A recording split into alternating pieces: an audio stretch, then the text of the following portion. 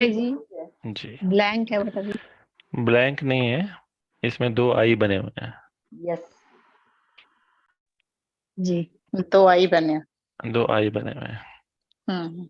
एक आई क्या है? आई मतलब मैं। मैं। मैं। हाँ। एक आई ये है, एक आई ये है। अभी ये जो आई है, या मैं कहें, ये है अभिमान का आई। एरोगेंस। ईगो। मैंने ये किया, मैं ये करता हूँ, मेरे को आगे क्यों नहीं रखा गया, मैं नहीं होता तो ये कार्य हो ही नहीं सकता था। ये कैसे संकल्प है? अभिमान का है। अभिमान अभिमान। के, ईगो के। ईगो। ठीक है ना? और ये वाला जो आई है, ये है दिल शिकस्ती का आई। दिल शिकस्ती मतलब विक्टिमाइजेशन, अपने आप को विक्टिम बना लेना। मैं तो ऐसा करता हूँ, फिर भी सही नहीं होता, मेरे अंदर कोई गुण ही नहीं है, या मुझसे तो ये काम होता ही नहीं, मेरे साथ ही ऐसा क्यों होता है, मैं तो सब सही करता हूँ फिर भी मेरे साथ ऐसा ऐसा हो जाता है। तो ये आई है डिसहार्टेंड, या दिल शिकस्त होने का आई। मनुष्य आत्मा, अब मैं टर्म यूज कर रहा हूँ, मनुष्य आत्मा, साधारण आत्माएं, वो इस आई से इस आई के बीच में घूमती रहती हैं। या तो अभिमान का मैं है, या फिर दिल शिकस्ती का मैं है। हम अपने जीवन में देखें, हम कई बार इन दोनों आइज में घूमते हैं। कभी हम अपने आप को कोसते हैं, दिल शिकस्त हो जाते हैं, नीचे पड़ जाते हैं। और इस वाले आई में भी कई बार आते हैं कि मैंने तो बहुत अच्छा किया है, और मैं ही कर सकता हूँ, मेरी बात तो माननी चाहिए, मेरा तो आइडिया बहुत अच्छा है, देखो कितनी अच्छी सर्विस होती है, मेरा आइडिया नहीं माना गया तो सर्विस नहीं होगी। या घर परिवार में भी हम ईगो वाले आई में रहते हैं, या फिर दिल शिकस्ती या डिसहार्टेंड आई में रहते हैं। अभी होता क्या है, अगर इस आई में रहते हैं तो क्या होता है, रिजल्ट क्या होती है? जी। अगर हम अभिमान वाले मैंपन में रहते हैं तो क्या रिजल्ट होती है?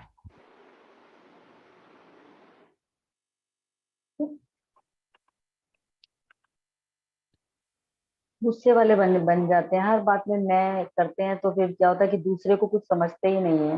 आत्मा। हाँ। आत्मिक भाव में रह ही नहीं पाते। क्रोध आना, वो। अपमान नो की फीलिंग। एडजस्टमेंट।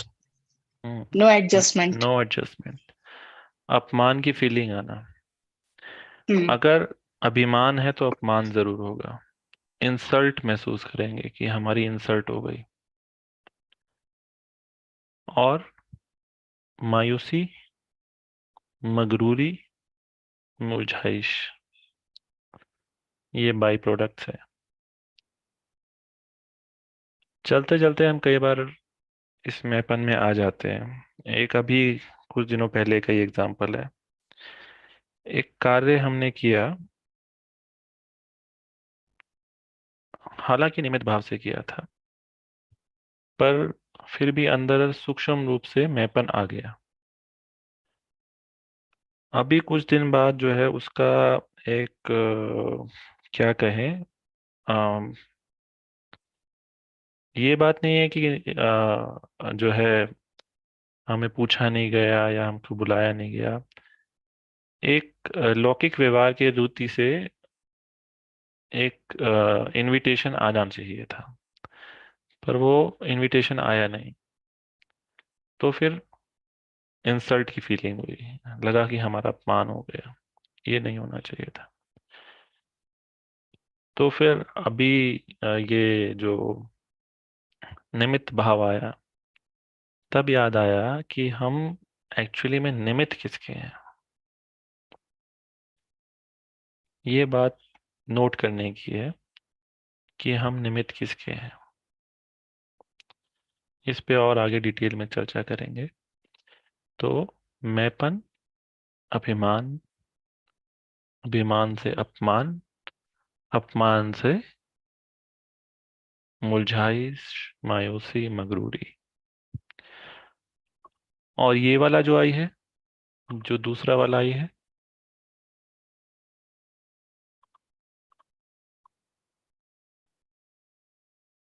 इसको क्या कहेंगे? मायूस रहना, दिल शिकस्त रहना। इसमें क्या होता है कि हम अपने आप को बहुत कमजोर बना लेते हैं, अपने अंदर शक्ति नहीं रहती। इसमें भी हम सहन तो करते हैं, पर सप्रेशन होता है, दमन होता है। और इसमें जो दूसरी बात मैं समझाना चाह रहा था, निमित्त भाव में और दास दासी के भाव में क्या फर्क है। ये वाला जो आई है, ये हमें अधीनता की तरफ ले जाता है। दास दासी का भाव आता है, हमें कोई काम कहा गया, हमने चुपचाप उसको कर लिया। फ्री इसमें भी रहते हैं, परंतु दास दासी के भाव से रहते हैं।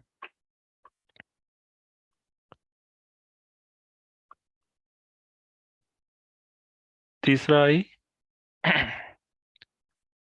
जो अभी टॉपिक चल रहा है, निमित्त भाव। करण करावनहार करा रहा है, हम निमित्त हैं। इसमें इन दोनों आईज जो हैं, इनसे क्या अलग है? इसमें स्वतंत्रता है, मन के अंदर कोई भी दुविधा नहीं है, अपमान की फीलिंग नहीं है, निराकारी इजली बन सकते हैं, निरंकारी बनते हैं, नर्म चित्त बनते हैं, निरसंकल्प अवस्था रह सकती है।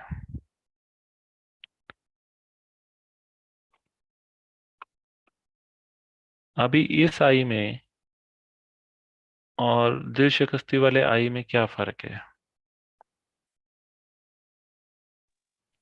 दिल शिकस्ती वाला तो आपने बोला, वो तो मतलब दासा दासी की फीलिंग रहेगी ना, कि मुझे ये दिया है, मुझे करना ही है। और निमित्त वाले में तो अधिकार रहता है ना। हाँ, अधिकारीपन भी रहता है और जिम्मेवारी भी रहती है, जिम्मेवारी भी। दोनों ही रहते हैं। इस वाले आई में जो दास दासी वाला आई है, इसमें जिम्मेवारी नहीं होती है, निमित्त भाव में जिम्मेवारी होती है। जिम्मेवारी होती है, उसमें हम श्रीमत के अकॉर्डिंगली अपना 100% देते हैं। और जो कार्य का आउटकम होता है, जो परिणाम होता है, उससे हमारा कोई लेना देना नहीं होता। इसलिए हम इजी रहते हैं, निरसंकल्प रहते हैं। हम किसी के बिहाफ पे काम कर रहे हैं, तो किसी के बिहाफ पे काम करना है तो पूरी जिम्मेदारी के साथ, अधिकारीपन के साथ करेंगे। परंतु उसका जो आउटकम है, जो कर्म का आउटकम है, उसके फल से हम दूर रहेंगे। वो हम जिसके लिए कर रहे हैं उसको दे देंगे। ठीक है ना? तो इन तीन आई में से हम किस आई में रहना चाहते हैं? थर्ड आई ये में। थर्ड आई में। थर्ड आई में। क्लियर है क्यों बनना है निमित्त? बिल्कुल क्लियर है भाई, ये तो।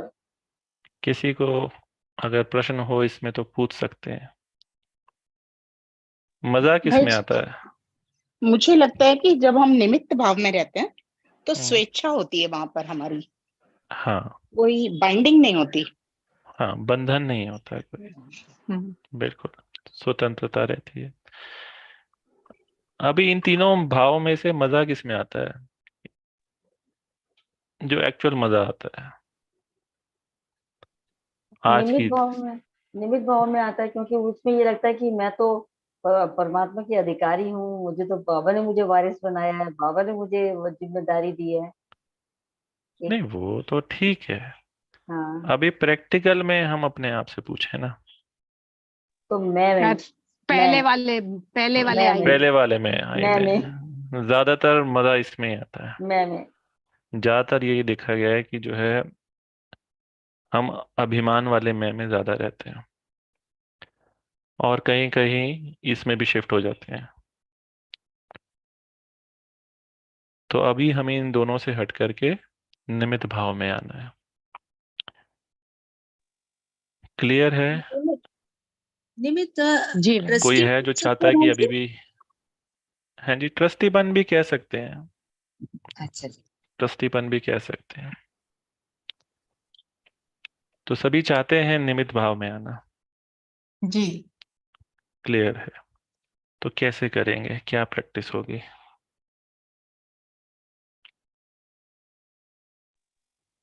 साक्षियों के साक्षीपन रहे। की स्थिति, न्यारे बन के साक्षीपन की स्थिति में रह के। न्यारे बन गए तो काम कौन करेगा?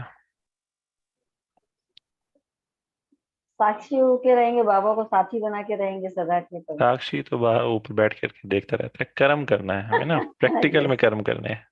कर्मयोगी। नहीं, हमें है कि बस अपनी बाबा को स्मृति साथी पक्की बना करनी है। ओके, स्मृति। है कि बाबा को साथी बना हाँ जी, बाबा को साथी बना लेंगे। बाबा को साथी बना लेना है, बिल्कुल। बाबा को साथी बना लेंगे। और अ, हम अपने आप को हीरो पाठधारी के रूप में की स्मृति में रहकर कार्य करेंगे। हम अपने आप को हीरो पाठधारी की स्मृति में रह करके कार्य करें। बहुत अच्छी बात है। आज सुबह ही ये चिंतन चला था, मेरा रोल क्या है इस सृष्टि पे।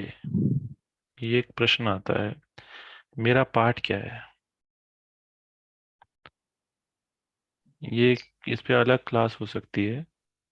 मतलब जब हम ये संगम युग पे, स्मृति, अच्छा, जब संगम हम युग पे मेरा पाठ क्या है, मेरा रोल क्या है। सेंटर इंचार्ज बनना, अन्य आत्माओं की सेवा करना,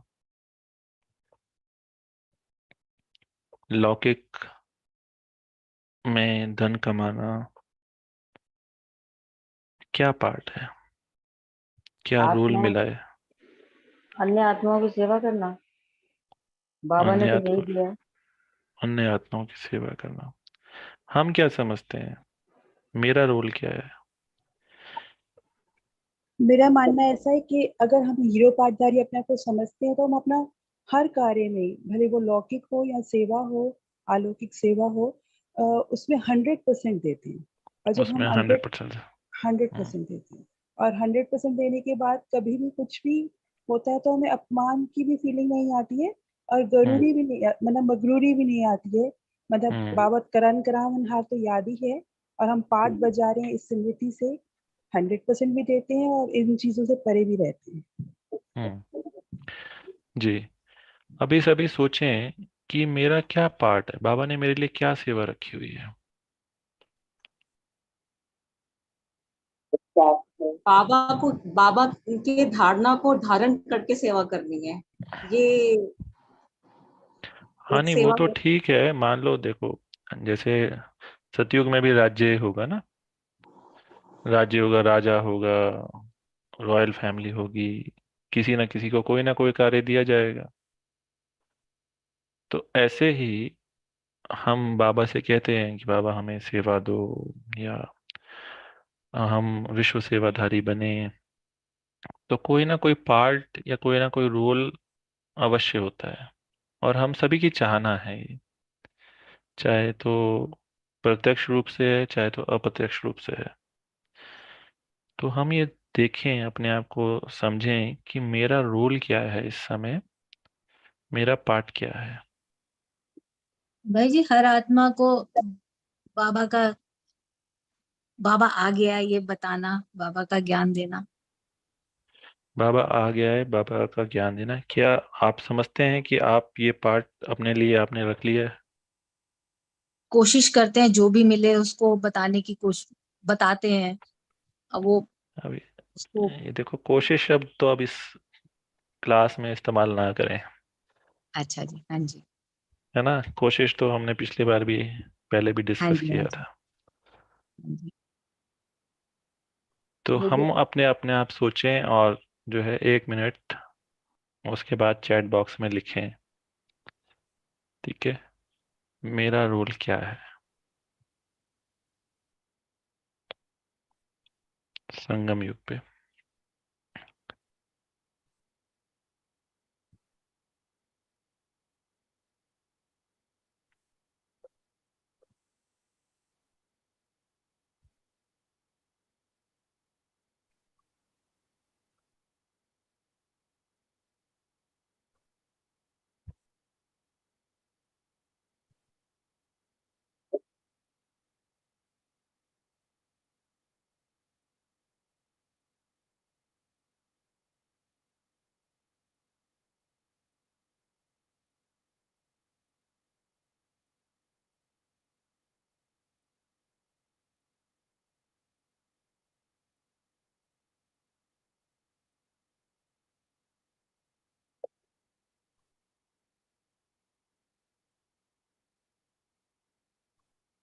अनेक आत्माओं को सुख देना, सेल्फ ट्रांसफॉर्मेशन, वर्ल्ड ट्रांसफॉर्मेशन।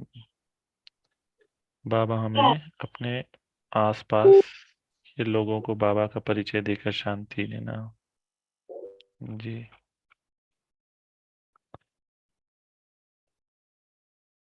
कौन करा रहा है ये ध्यान रखना, मैं करावनहार हूँ।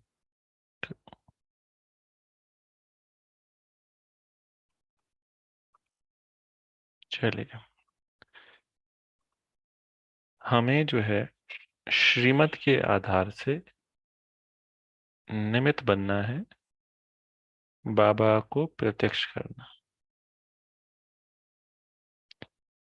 हम सभी का पाठ यही है,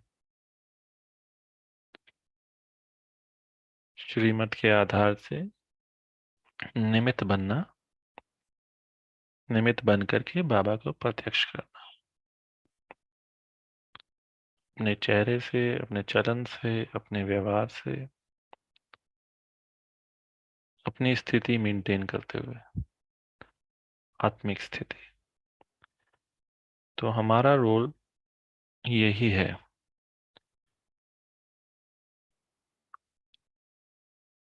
बाकी हम, जो अभी बहन जी ने बताया, हीरो पार्ट जो है हमारा वो ये है। रोल हमें डिफरेंट डिफरेंट मिलते रहते हैं। कभी सेंटर से कोई रोल मिला है, कभी विंग से कोई रोल मिला है, कभी लौकिक परिवार से कोई रोल मिला है। तो वो रोल हम प्ले करते रहते हैं, पर हमारा पार्ट एक ही है, हीरो पार्ट धारी। ठीक है, क्लियर है। तो आज की मुरली एक मुख्य शिक्षा बच्चों के प्रति दे रहे हैं। अब सर्विस तो करनी ही है, यह तो सभी बच्चों की बुद्धि में लक्ष्य है, और लक्ष्य को पूर्ण भी करेंगे। लेकिन इस लक्ष्य को पूर्ण करने के लिए बीच में एक मुख्य विघ्न आएगा। वह कौन सा पता है? मुख्य विघ्न सर्विस में बाधा डालने के लिए कौन सा आएगा? सभी के आगे नहीं, मेजॉरिटी के आगे आएगा। वह कौन सा विघ्न है? पहले से ही बता देते हैं। सर्विस करते करते यह ध्यान रखना कि मैंने यह किया, मैं ही यह कर सकता हूँ। यह मैंपन आना, इसको ही कहा जाता है ज्ञान का अभिमान, बुद्धि का अभिमान, सर्विस का अभिमान।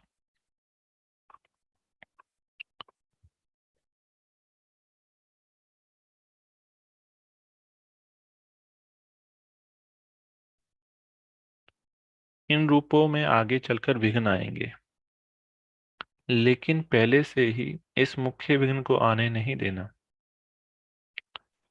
इसके लिए सदा एक शब्द याद रखना कि मैं निमित्त हूं। निमित्त बनने से ही निराकारी, निरंकारी, नम्रचित्त और निरसंकल्प अवस्था में रह सकते हैं। अगर मैंने किया, मैं में आया, तो मालूम है क्या होगा। जैसे निमित्त बनने से निराकारी, निरहंकारी, निरसंकल्प स्थिति होती है, वैसे ही मैं में आने से मगरूरी, मुरझाइश, मायूसी आ जाएगी। उसकी फिर रिजल्ट क्या होगी? आखिरीन अंत में उसकी रिजल्ट यही होती है कि चलते चलते जीते हुए भी मर जाते हैं। इसलिए इस मुख्य शिक्षा को हमेशा साथ रखना कि मैं निमित्त हूं। निमित्त बनने से कोई भी अहंकार उत्पन्न नहीं होगा, नहीं तो अगर मैंपन आ गया तो मतभेद के चक्कर में आ जाएंगे। इसलिए अनेक व्यर्थ के चक्रों से बचने के लिए सुदर्शन चक्र को याद रखना, क्योंकि जैसे जैसे महारथी बनेंगे वैसे भी माया भी महारथी रूप में आएगी। साकार रूप में अंत तक कर्म करके दिखाया। क्या कर्म करके दिखाया? याद है? क्या शिक्षा दी? यही कि निरंकारी और निर्माणचित होकर एक दो में प्रेम प्यार से चलना है। तो जब भी हम संगठन में होते हैं, सेवा में आते हैं, तो जो हमारा संस्कार है, जो मैंपन है अभिमान का और दिल शिकस्ती का, इसमें हमारे संकल्प घूमते रहते हैं। निमित्त भाव लाना ये नहीं है कि हम आज से निमित्त भाव आ जाएगा। ये प्रैक्टिस है, क्योंकि हमारे जो संकल्प हैं वो इतने सूक्ष्म हैं, इतने तेजी से चलते हैं, हमें कई बार पता ही नहीं चलता कि हमारे संकल्प चल चुके हैं और हम फीलिंग में आ जाते हैं। कई बार तो लगता है कि अच्छा ये मायूसी क्यों हो रही है इतनी। फिर जब पीछे जाएंगे अपने आप को देखेंगे, तब लगता है कि हाँ ये वाकया हुआ था, ये घटना हुई थी, उस कारण ये फीलिंग आ गई। तो जरूरी नहीं है कि हमारे संकल्प पहले चले। कई बार हम फीलिंग में पहले आ जाते हैं क्योंकि लंबे टाइम के संस्कार हैं। हालांकि जो क्रोनोलॉजी है वो ये है कि पहले संकल्प होगा, संकल्प से वृत्ति बनेगी, वृत्ति से फिर दृष्टि बनेगी, फिर फीलिंग में आएंगे। पर चूंकि हमारे ये संस्कार बहुत पुराने हैं, 63 जन्मों के हैं, तो फीलिंग पहले आ जाती है, मगरूरी पहले आ जाएगी, मुरझाइश पहले आ जाएगी। फिर बाद में लगेगा अच्छा ये तो जो है इस संकल्प के कारण हुई है। तो सफर लंबा है। इसको ये मत समझ लेना कि आज हमने या इस हफ्ते में ही हमने निमित्त भाव हमारा आ जाएगा। हमें छोटे छोटे रूपों में, छोटी छोटी कर्म में, संकल्पों में भी निमित्त भाव लेकर के आना है। शुरू करना है हमें स्थूल कर्मों से, और स्थूल कर्मों से लेते हुए फिर संकल्पों तक जाना है। तो अभी ये प्रैक्टिस करनी है। कोई भी हम कर्म करते हैं वो स्मृति के साथ में करें, करन करावनहार करा रहा है। कर्म करें निमित्त बन करके, जो भी उसका परिणाम हो, चाहे जो भी जैसा ही बना है, तेरा तुझको अर्पण, और फ्री हो जाए। चाहे तो खाना बना रहे हैं, खाना बनाने से पहले स्मृति करण करावनहार की याद में बना रहे हैं, ये शरीर कर रहा है। खाना बनाने के बाद जैसा बना है, तेरा तुझको अर्पण। कोई और काम कर रहे हैं, घर परिवार में बहुत कार्य होते हैं, हर एक कार्य में निमित्त भाव लेते चले आए। सेंटर पे जाते हैं, कोई भी सेवा करते हैं, ये हमेशा ध्यान में रहे कि हम निमित्त हैं बाबा के। सेंटर इंचार्ज हो, बड़े भाई हो, बड़ी बहन हो, या यज्ञ में महारथी हो, किसी के निमित्त नहीं। हम केवल और केवल एक बाबा के ही निमित्त हैं। ठीक है। तो कई बार हमको अलौकिक में भी परिस्थितियां आ जाती हैं। उसका कारण यही है कि हम समझते हैं कि हम बहन भाइयों के लिए कर रहे हैं, टीचर बहन के लिए कर रहे हैं, महारथियों के लिए कर रहे हैं, वरिष्ठ भाइयों के लिए, वरिष्ठ बहनों के लिए कर रहे हैं। नहीं कर रहे हैं। हम केवल और केवल बाबा के लिए ही कर रहे हैं। हमारा लेन देन केवल बाबा से ही है और बाबा से ही होना चाहिए। ठीक है जी। अभी कोई प्रश्न हो तो पूछ सकते हैं।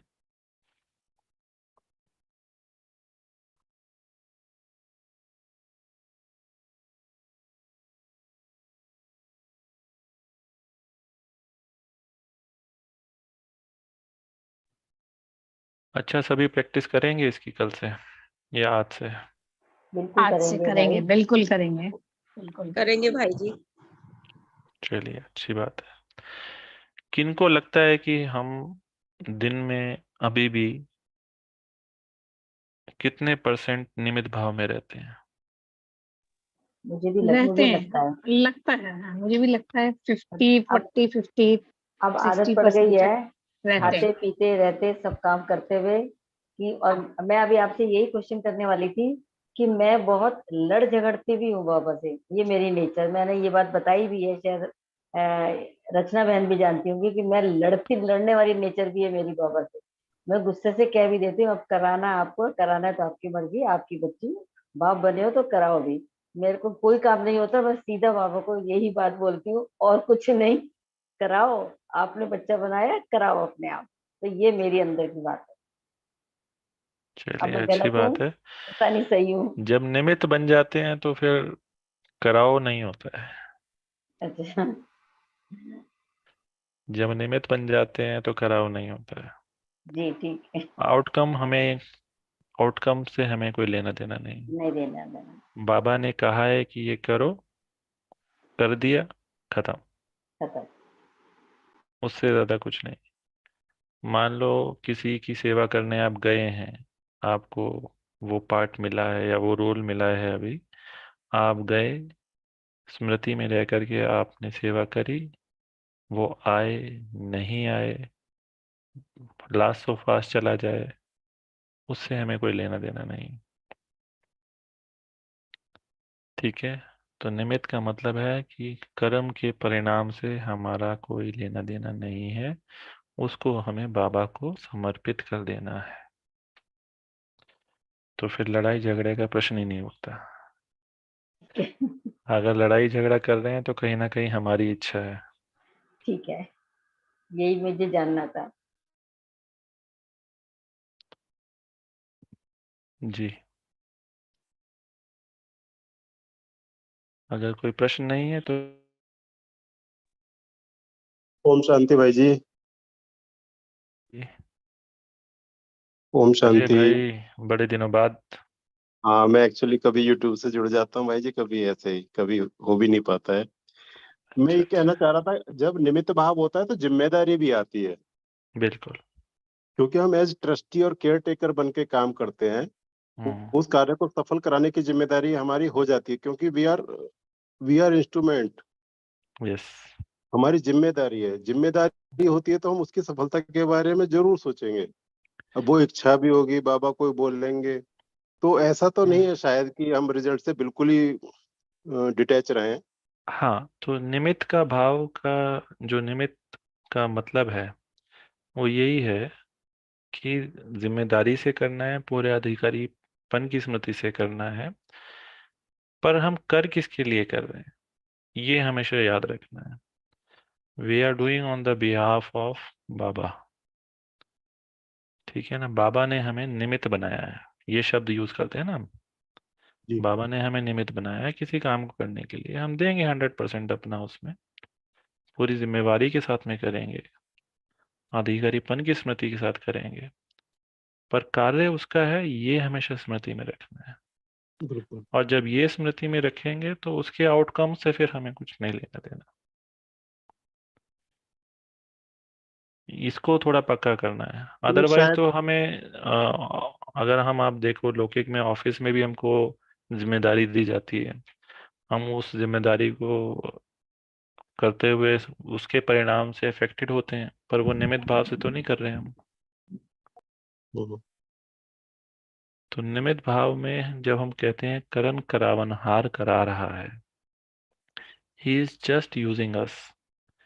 कई मुरलियों में बाबा ने क्लैरिफाई किया है कि मैं सिर्फ आपको, या आपका भाग्य बन रहा है, कर तो बाबा ही रहा है। जब हम समर्पित बुद्धि होकर के कार्य करते हैं, श्रीमत के आधार पे कार्य करते हैं, श्रीमत और समर्पण इन दोनों का मिश्रण होता है निमित्त भाव में, फिर उसके परिणाम से हमें कोई लेना देना नहीं है। क्या शायद इसको इस तरह से भी एक्सप्लेन कर सकते हैं, जब तक वो कार्य एकम्प्लिश नहीं हो सकता है, हो जाता है, तब तक हमारी जिम्मेदारी है, लेकिन उसके बाद उसके रिजल्ट से हमें डिटैच रहना है, तब तक तो हमें 100% अपने देना ही है ऑब्वियसली। ऐसा कह सकते हैं।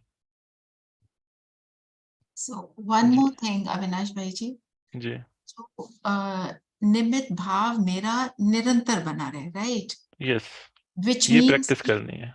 even if I'm walking, वो भी निमित्त भाव रहे उसमें। यस, तो निमित्त भाव वॉकिंग करने में क्या रहेगा बताइए, कि हम जो चल रहे हैं, निमित्त मतलब हम बाबा के कार्य के निमित्त हैं, तो हमारे अंदर कोई भी इधर उधर का विचार नहीं आ सकता। हमारी स्थिति जो बाबा ने हमारा स्वधर्म बताया हुआ है उसी में टिकी रहेगी।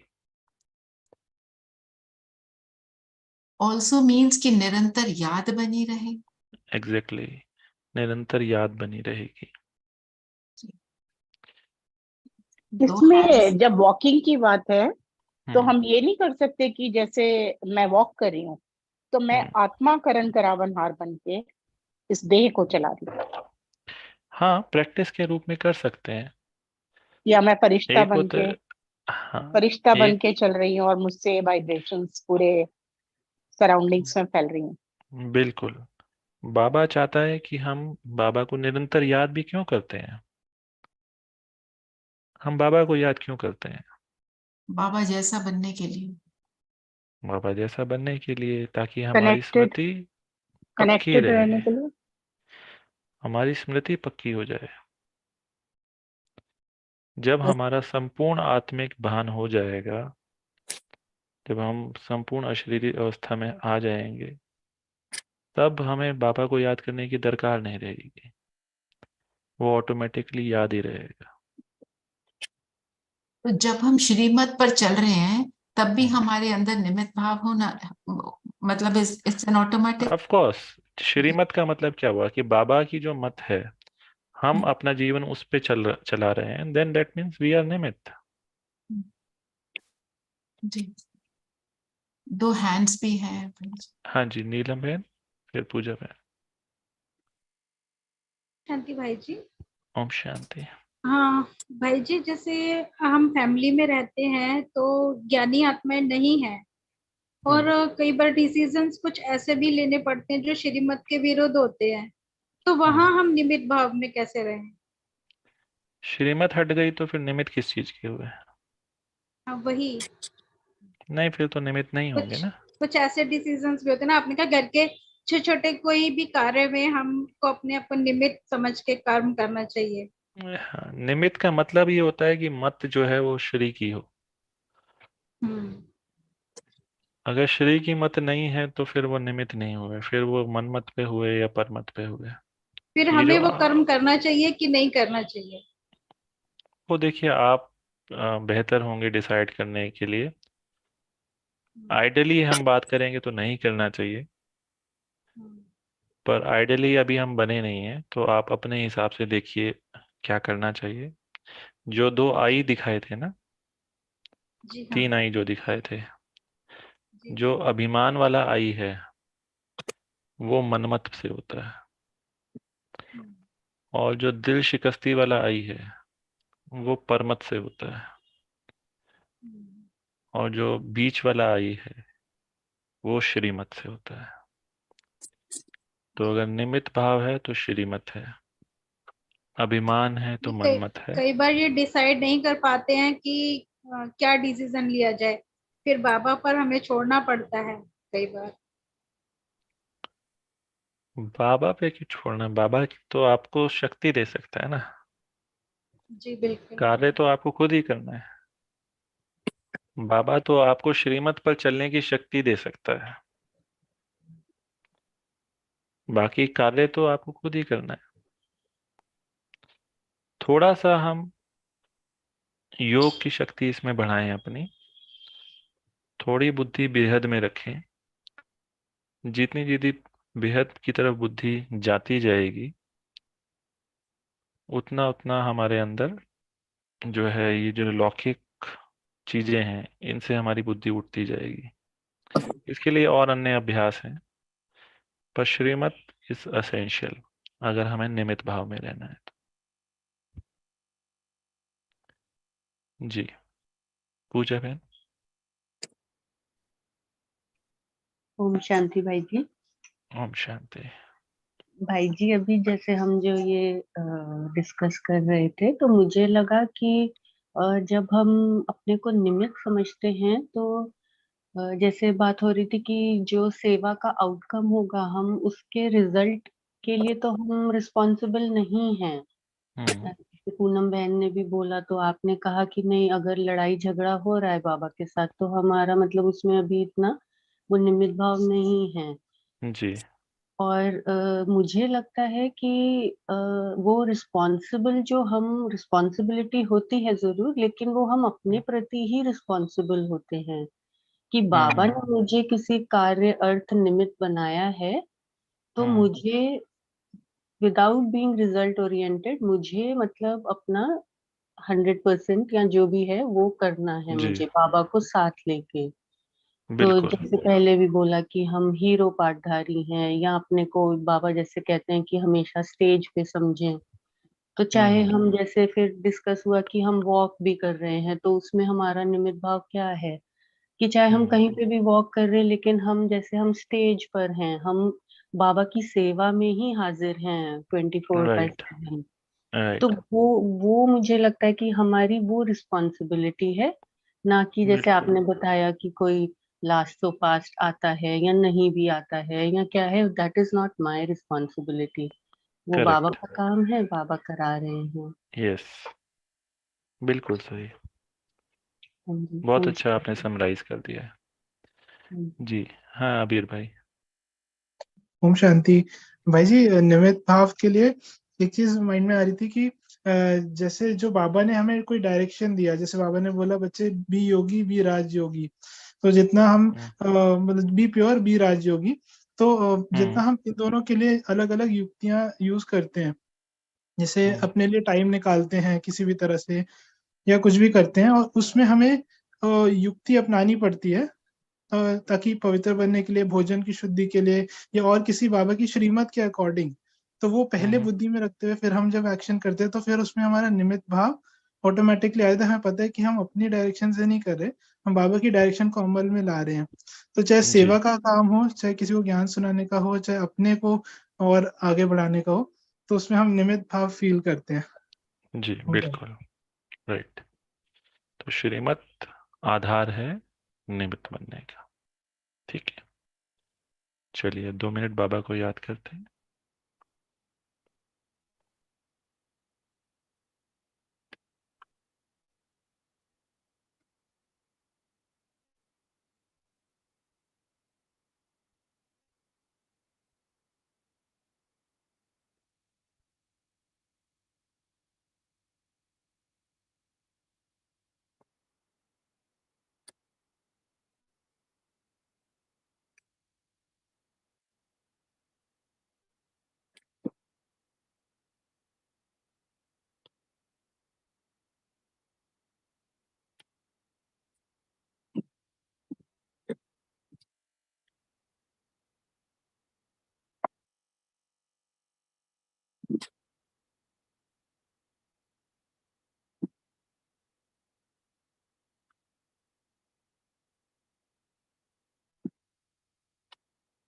छोटू एक बेटा 1 मिनट पानी दे मुझे जरा से।